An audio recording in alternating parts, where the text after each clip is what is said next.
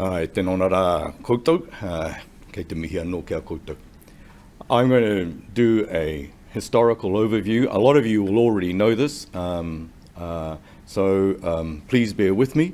Also, there's a caveat to this talk. If you are from Ngaitarangi, don't get too upset because of the history of this block, but a lot of us sitting around the table here are actually from Ngaitarangi as well, so we can beat ourselves up for that. I'm going to go right back to the actual the arrival of the Te Arawa canoe, and that's generally given as around 1350, though in Māori terms it's probably better to think about generations, 22 to 25 generations ago for most of us. 5 generations following the arrival, as they settled, moved out from Maketu to other areas, right out into the moana tauranga, especially Waitaha, Tapuika around the middle section, and the rest of Te Arawa based around Maketu, but generally over time heading inland to settle around the Rotorua lakes. Originally I guess you could say that the Te Arawa district or area went from Mount Mauao, Mount Maunganui, to beyond Pukahina, and then, as I just mentioned before, back around the Rotorua lakes and its associated lakes. Unfortunately for one side, unfortunately for another side, the people of Te Rangi Hauhiri, now known as Ngaitarangi, moved in from the coast, the east coast, steadily towards Pukahina, and then from then tried to get along with Te Arawa, but in most situations like this it went a bit wrong, and ended up in a major battle called Te Pōporo Huamea, whereby Maketu was taken over by Ngaitarangi. A lot of the people moved there for inland, whilst the rest, Waitaha, who shortly afterwards lost Mauao through the Battle of Te Kōkōwai, moved around the Mount Otawa mountain, and Tapuika settled around the flanks of Rangiuru. I've already mentioned that Waitaha and Tapuika stayed near to the coast and tried to maintain a relatively uneasy peace with Ngaitarangi, who had firm control over the actual coast itself, though there was still access available for the people still in the area. But as time went on, many of the people from inland, from Rotorua, started to reassociate with their relations on the coast.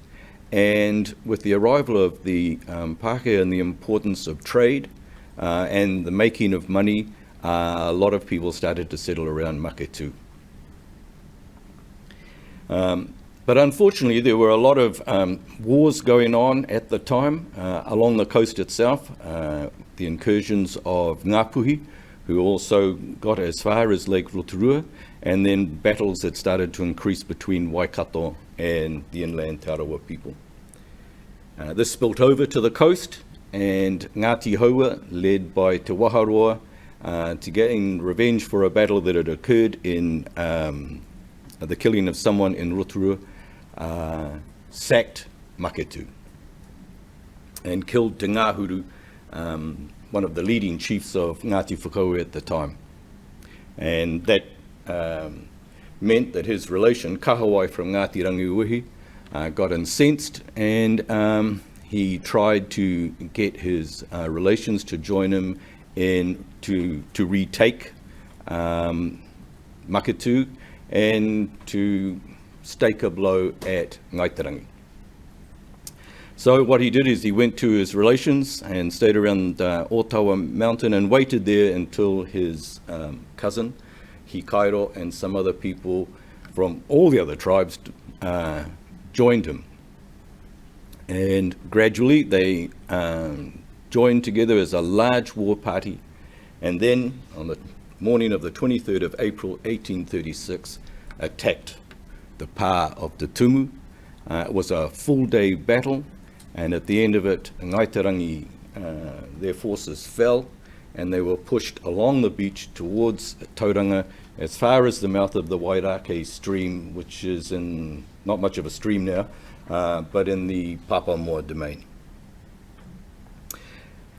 Since that time, up until the advent of the land court, there were a lot of little skirmishes, but essentially the border stayed, the frontier between the two tribes of Te Arawa and Ngaitarangi stayed at the mouth of the Waihoki stream.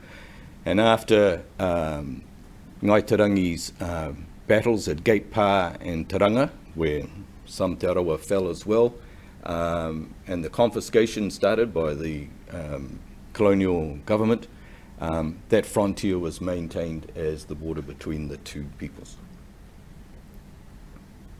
Now, what you have here in front of you is the early map that was presented at the first land court hearing in 1883. It's really difficult to see, so I'm hoping it'll front up a bit. I put down on the right-hand side a list of important places within the block that are certainly pertinent to what will become Te Tumu Kaituna 14. Over on the far left of the block, and you can see that line heading down from the letter A. A itself was a place called Tumu Matawhero, and as it continues south towards the Kaituna River, it gets to a place called Te Kōpua, which was a pā that is of historical importance to Ngāti Wenuku Kōpako, but you'll see what happened to that shortly. As you follow the river heading towards Makatū, you can see another dark area. That's the Te Karaka pā, which was the one that was mainly settled by Ngāti Rangiwehi, but also other people from Te Arawa. Further along, there's another one, which is Te Pāroa, which was the main settlement for Ngāti Whakaue on the block. The next dark area, we'll let that one go because its name is given three different names by three different witnesses. And then if you follow on the northern side of the river, there's a sort of a more, another square, not the one below the river, but above the river, and that's the actual site of Te Tumu pā itself. And you can see where the river hits up. Currently, the cut means that the Kaituna goes straight out to the ocean there instead of carrying on to Makatū, as you could see, as it was in those days. You bring that map out and we'll... Okay. The only other places that I didn't mention in my talk was Te Kakari, which is actually out in that lot, which is now a long spit, or was but now it's separated from the mainland.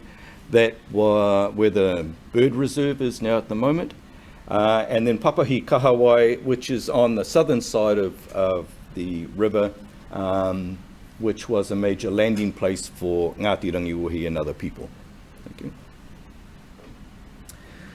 On the 2nd of May 1883, Te Tumu was awarded by the native land court, as it was known in that time, to Ngāti Tūnohopu and Ngāti Whakaue, who Ngāti Whakaue split and came in into two distinct groups to claim, as well as the three that are pertinent to us today, Ngāti Rangiwehi, Ngāti Wenuku Kōpako, and Ngāti Rangi Te Aorere.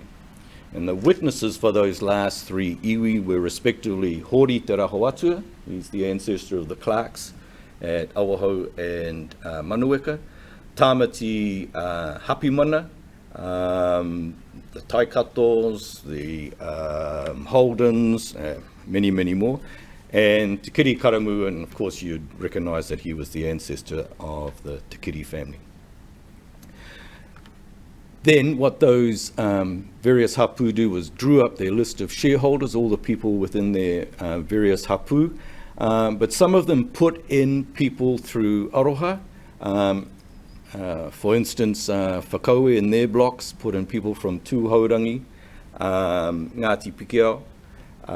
In the case of the blocks that we're going to be looking at, we mahi te rangi kāheku put in some people of Ngāpuhi to show that the wars were over, and an important chief from Tūhaurangi, Ngāti Hinumi, Renata Ngāhana. But overall, overwhelmingly so, the actual shareholders were from the respective hapu. I'm being looked at, which means I have to hurry up. The next map shows what the section of the land block that was awarded to the three hapu, and that was on the far western side, left side, and you can see up the top there not too clearly, but 1 was awarded to Uenuku Kōpako, 2 was awarded to Rangi Te Aorere, and 3 was awarded to Ngāti Rangi Uhi. Okay, if you can just take that out again, please, and you can, thank you. No, back again, sorry.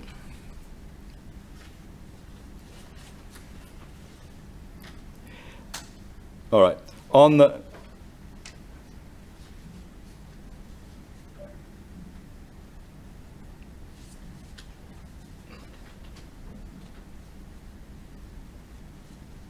right. Okay, on the right you can actually see what the partition sizes were, and what you may not be aware of is below the river there was a continuation of 3 more blocks, 4, 5 and 6, and you could see that Rangiuhi as a whole was awarded 1,084 acres, Uenuku Kōpako received 509 acres, and Ngāti Rangi Te Aorere 327.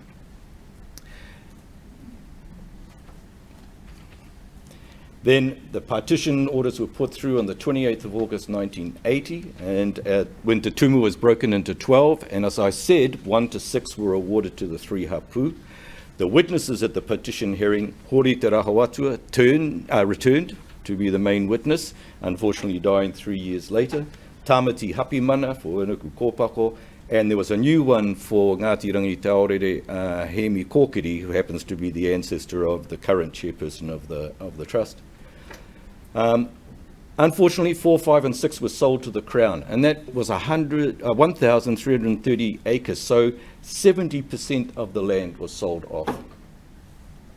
And then finally on the 27th of May 1971, blocks 1, 2 and 3 were further partitioned, but eventually amalgamated, in 1971 as Te Tumu Kaituna 14, except for a very small block, which was the Te Kōpua Pā site, which had been sold off from the Uenuku Kōpako block, which had turned into Te Tumu Kaituna 13.